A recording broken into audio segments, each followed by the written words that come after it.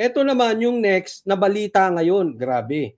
Okay? Sa dami ng balita, gumagawa sila ng gimmick na balita para yan ang pag-usapan. Ito. Ito yung pakana nila. Ito yung mga pinapakalat nilang balita. Ito nagpa-presscon. Tungkol sa gentleman's agreement between... Ano nung pinapanood ko to noong una? Akala ko nakapost yung video. Tingnan ninyo. Hindi sila gumagalaw. Parang estatwa. Tingnan ninyo Tingnan ninyo tong dalawang ito. China and supposedly former President Duterte. May schedule po ba yun before session adjourns? Yes, we have already, Kaya ako may tanong lang. Si Tamba ba kaya magpa-presscon mag-isa? Tanong lang yan Kasi si Tatay Digong kaya magpa-presscon mag-isa Kaya mo Tamba magpa-presscon mag-isa? Wala sa tabi mo si Erwin Tulfo?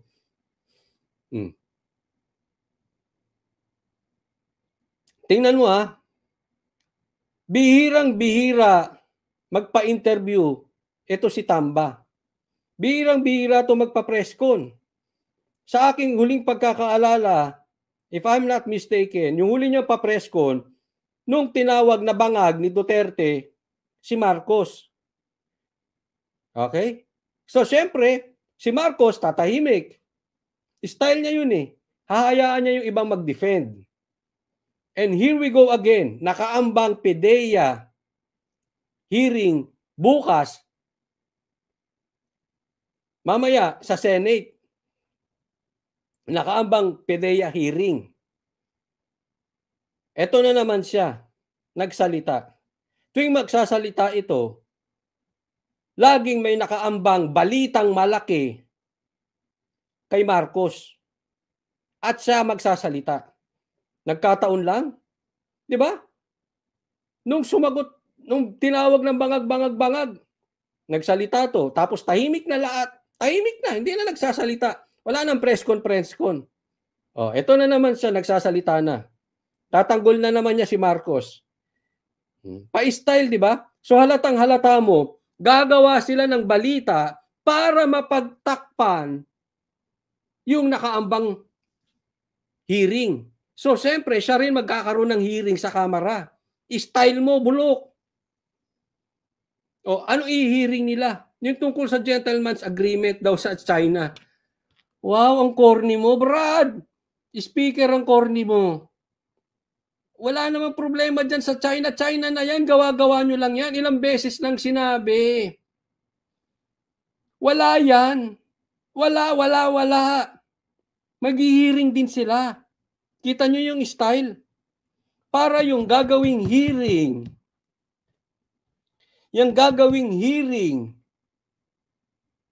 sa Senate, hindi tauhin. O makalahati kasi gagawa sila ng sarili nilang hearing. Style bulok, di ba? Obvious na obvious, halatang halata yung timing ng pagsasalita niya lagi nung pagtatanggol kay Marcos. Etong hearing na yan, nako, sigurado yan. Pagpatak ng Senate hearing, dapat may hearing din sila sa kabila.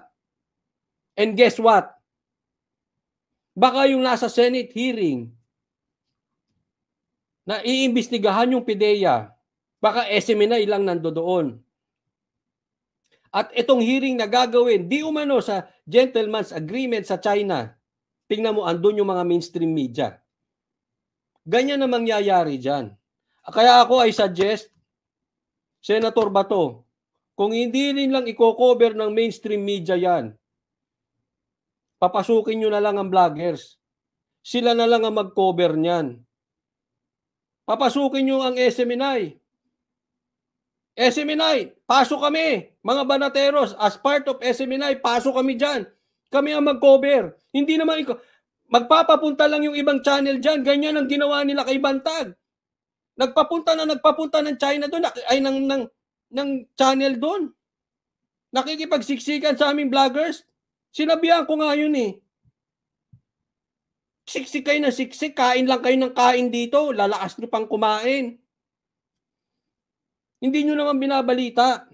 And explain sa akin ng SMNI, sir, pagpasensyahan mo na. And explain ng SMNI. Kasi ang mga yan, kumukover lang yan. Pero may boss yan. Pagdating sa boss nila, hindi yan tinanggap, wala din. Hindi nila call yun. Basta ang call nila, kumuha ng balita. Ganun pala eh.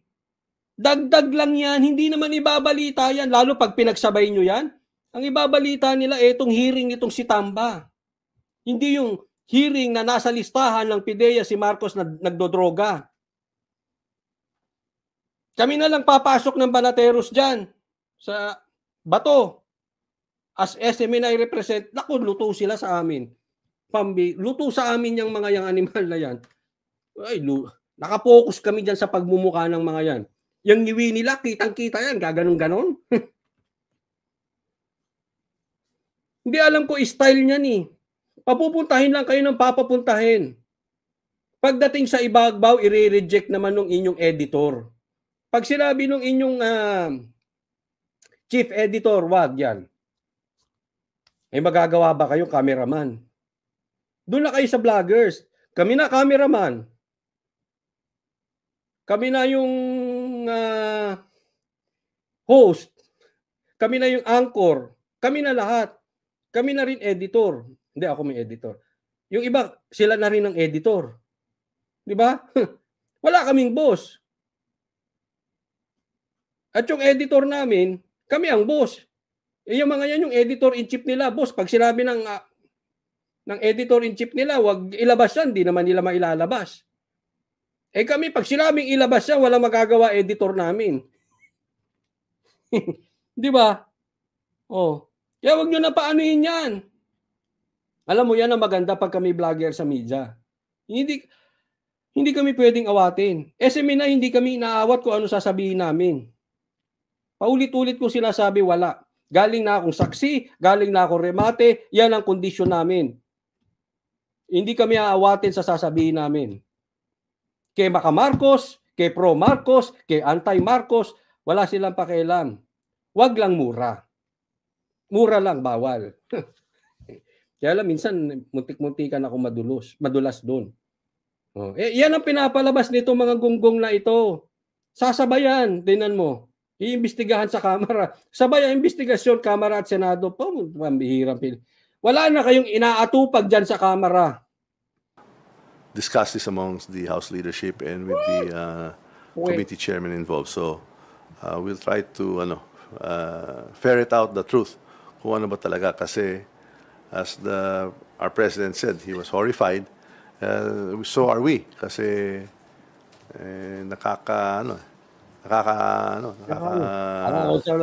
Brad, siat mo. Sumat ka na, Brad. Ampas ka ng pas, Brad. Siat ka na. Ito parang lasing. Disappoint din yan na meron na isang gentleman's agreement. Although, may nagsasabi meron sinasabi wala. So, nagkakaroon siya ng exit ha. May nagsasabing meron gentleman's agreement, may nagsasabing wala. Kaya dapat imbestigahan. Diyan din sa PIDEA, may maraming nagsasabi na yung amo mo nasa narco list. Meron din nagsasabing wala, yung mga vloggers nilang mga panatiko. O kaya dapat imbestigahan. Nagkakaroon na siya ng exit niya. Exit na yan para kung talagang hindi totoo, labas siya. Yan yung tinatawag naming exit. Sasabihin niya may exit plan na siya. Pero haharangan ko yung exit plan mo. Bakit? Dapat imbestigahan din yung PIDEA. Fair enough? Tamba? Sige. Dapat malaman natin ano ba talaga. At ano ba talaga ang kasunduan noon. Kasi yun po ang in-invoke ng China ngayon. So, legally speaking, if you ask me as a lawyer, that has no force and effect. However, it has... Yun na nga, wala namang force and effect eh. Bakit ang OOA nyo? Alam mo, simple lang yan eh. Simple. Meron o walang gentleman's agreement, that is the time of Tatay Digong. Meron o mala. Hindi ko sinasabing meron. Okay? Hindi ko rin sinasabing wala. Bakit paulit-ulit kayo? Wala namang bearing yan. Ang presidente na si Marcos, yun na mananaig. Ba't kailangan nyo pang imbestigahan? Ang hilig nyo talagang bumuhay ng walang kakwenta-kwentang usapin. Sa totoo lang, kung distinct sa inyo ng pinagbibintangan kayo, totoo man to o hindi, pero dikit na sa balat ninyo, yung droga. Ito, same thing, dikit sa inyo. Ang hilig ninyo mag-imbestiga ng walang kakwenta-kwenta. Patay na kaso, maliit na bagay, pinapalaki. Hindi ko sinasabing totoo na kayo addict. Pero dikit na sa inyo yun eh. Bakit? Takot kayo magpa-drug test. Yan, ito pa, isa. Oh. Buhay kaso, tanim issue. Alam mo yung para kayong marites na wala nang pinag-usapan sa kanto, pauulit-ulitin lang nila kasi bitter sila doon sa kapitbahay nilang nakabili ng bagong kotse. Nakakita na kayo ng ganyan? Maraming salamat, Emma Alterado. Nagpa-member po siya. Di ba may mga ganyang kapitbahay? Nainggit sa kapitbahay kasi may bagong kotse. So, kahit maliit na bagay, pag-uusapan yun. Uulit-ulitin yun. Hanggang sa maluma yung kotseng bagong bili. Uungkatin at uungkatin. Ganyan po gawain nyo.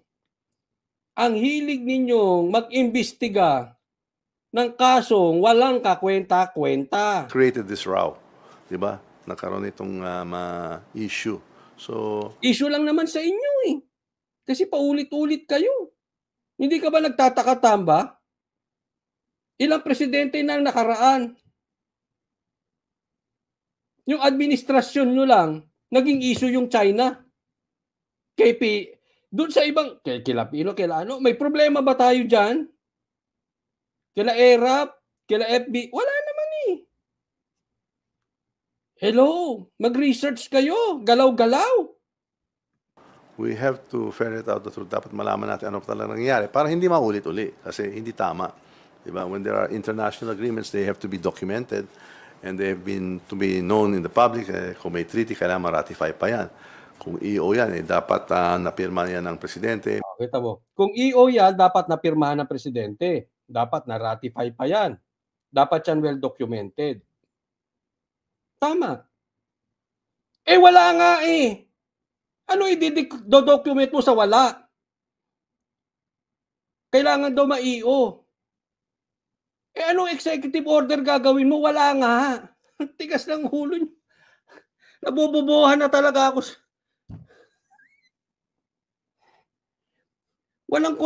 Bakit daw walang kontrata? Walang EO. Eh, wala eh. Ilang beses na sinabi ni Tatay Diggs, wala. Ilang beses na sinabi ni Panelo, wala. Ang pinapaniwalaan nyo, pinapalaki nyo yung sinabi ni Roque. Pero in-explain niya doon. Ano ibig niyang sabihin? Hindi nyo pinapaniwalaan. Ang dami nyo hindi pinapaniwalaan sa sinabi ni Roque. Pero itong slip of the tongue na sinabi niya, pinalaki ninyo.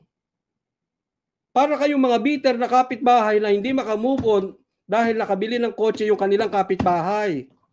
Ganun kaliit yung issue, pinapalaki nyo. Ulitin ko sa mga nagtatanong, bakit kasi hindi na-document? Bakit kasi walang EO?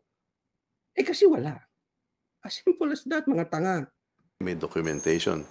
Mga tanga yung vloggers nyo, hindi ikaw ha. Kasi yan ang tinatanong ng mga yan eh. Invoke yan ng... Isa pang nagsabi, vlogger, dapat daw, yung stage, nakaset up na doon 2 days, 3 days before. Pinapalaki daw ng mga DDS na na-cancel yung rally. Eh walang nakaset up daw. Gago talaga. Gago talaga yung vlogger na yon. Wala ka pong alam. Madali lang mag-set up ng stage. Hindi naman concert yan na sangkatutak ang lights. May party lights. May smoke machine. Garbo ang sound system. Kaliwat kanan. Ang bass, hindi kailangan ng ganong setup. Isinisi pa sa DDS, kaya daw, sinisi pa sa Maysug, kaya daw, walang rally kasi hindi naman daw nag-set up. Dapat matagal na naka-set up. Gago. Ganun po sila kagago mag-explain. Kaya how can I imagine yung kanilang mga manunood, ganun din kabobo. Naniniwala naman yung mga nanonood sa kanila. Sa bagay, kakaunti yun. Isipin mo, kailangan na tagal na daw naka-set up doon. Paano kung umulan? Ang tindi ng araw, nakabilad sa araw yung sound system nila? Gago, no? Tapos may nakalagay, nakapaskil sa tarpaulin. This is a private property. Bawal kayong pumasok dito. Paano ka papasok at magse-set up kung may nakalagay na ganun? Kayo nga mga political vlogger, wag na kayong magsiksikan sa political vlogger, ha? Wala kayong alam. Kasi itong mga to, ito yung mga galing sa mga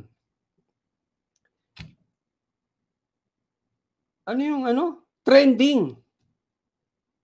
Mahilig lang sumawsaw sa mga trending.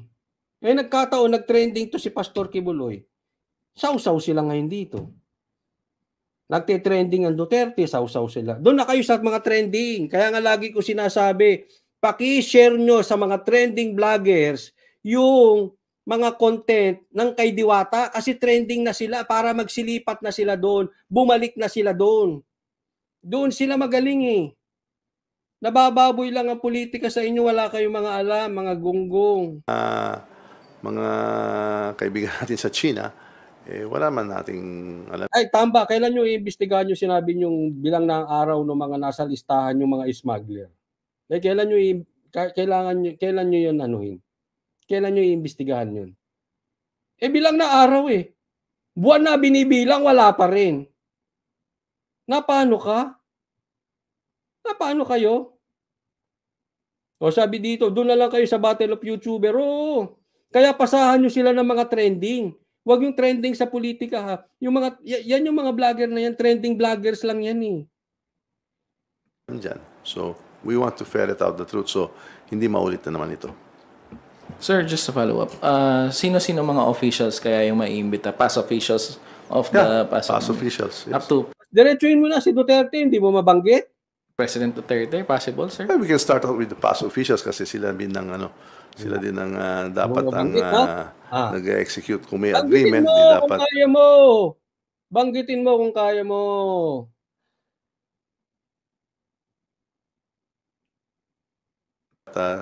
Siguro yung Sabi dito, Coach, simple lang ang logic dan sa issue ng WPS. Maraming bangag ang pag-iisip kung bakit di magets ang China. Naging mainit sa Pinas kundi dahil sa US bases na pinayagan ni bangag, period. Correct. Yung EDCA, matagal ko na pong ine-explain yan. Kaya nga sabi ko, ngayon lang nagka-problema yan eh. Dahil pinapasok nyo yung EDCA na yan. Na sinabi ni Marcos nung campaign, hindi niya papapasukin. Ngayon pinapasok. Wala rin isang salita. Yung foreign affairs nila, yung executive secretary, kung may EO, di ba? At saka yung mga nagsalita na meron. Pero yung iba, meron din isang press secretary nagsalita na meron. Yung isa naman, wala naman daw. So, yan yun. Sinasabi niyan si Atty. Panelo at si Atty. Roque. Yan kaya gusto namin interviewin yung dalawa sabay.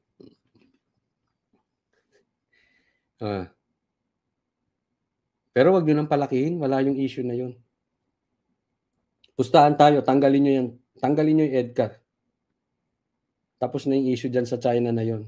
Wag nyo nang palakihin, ang corny eh. Ano ba talaga? Nabubudol-budol na naman. Natatawa ako. Talaga, tingnan mo ang paglabas nitong si Tamba, ha? Ano ba talaga? Ginamit yung word na budol. Wow, pare. Bad shot na ako sa'yo. Bad shot. Bad shot ka, pre. Bad shot.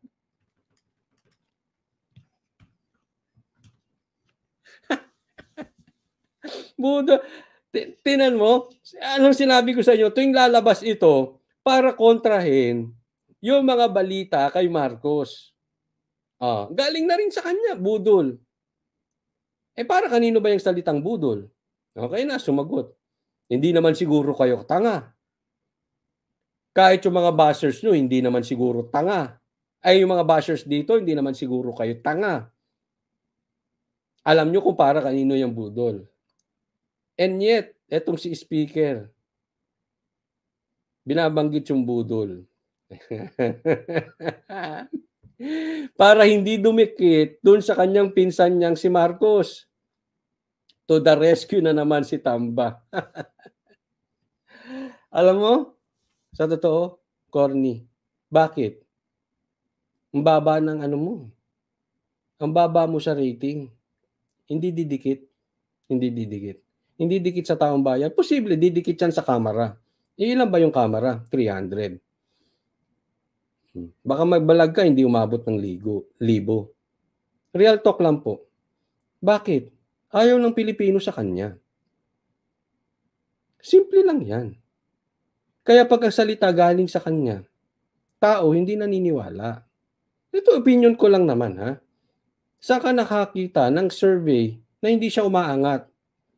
Sa kabilat kaliwat ka ng mga vloggers na pinagtatanggol siya. Sa bagay, kabobobo ng mga vloggers na pinagtatanggol siya. Marami dyan, hindi pa political vloggers. Galing din sa trending vloggers. Hip-hop vloggers. Diba? Kaya yung paik-ik nyo na binudol daw ang China, tapos bubuduli na naman ngayon. Hindi yan didikit. Speaker Romualdez, hindi yan didikit, especially kung galing sa inyo. Kahit mga bashers namin, alam kung kanino dikit yung salitang budol. Forever na yan. So wag nyo nang gamitin. Ulitin natin ay binanggit ng budol. Corny kasi. Meron. Yung isa naman, wala naman daw. So ano ba talaga? Nabubudol-budol na lang. Binudol na nga nila yung China. Ngayon, nagbubudulan sila dyan sa loob ng, ng dating kabinete. Corny, walang dating. May dating, may dating. Hindi, seriously, may dating. Corny, no? Hala. Back to basic. Pupusta ako yung boto mo. Kahit i-times 10 mo, hindi ka mananalo sa pagka-presidente kay BP Sara. Gusto mo, patakbuhin mo pa ulit si Marcos kung po pwede lang. Patakbuhin mo si Marcos ng Vice President. Hindi mananalo yon. Lalo't kung ang kalaban niya si Tatay Digong. Kahit pag samasamahin ng boto nyo, hindi kayo aabot. Kaya yung mga sinasabi mong budol, walang arrive. Corny. Walang arrive. Sorry totoo yan. Ngayon, kung hindi naniniwala yung mga bashers dito na walang arrive yung pinagsasabi mo na budol, bahala kayo. Panatiko nga kayo. Budol nga kayo. Mataas pa si Pacquiao kay malayo naman. Kung silang dalawa maglalaban, si Pacquiao at si Tamba, any day, kay Pacquiao pa rin na iboboto ko. Hindi, totoo, seriously. Kunwari, sila na lang ang maglalaban pagka-presidente, kay Pacquiao na ako. May pakinabang.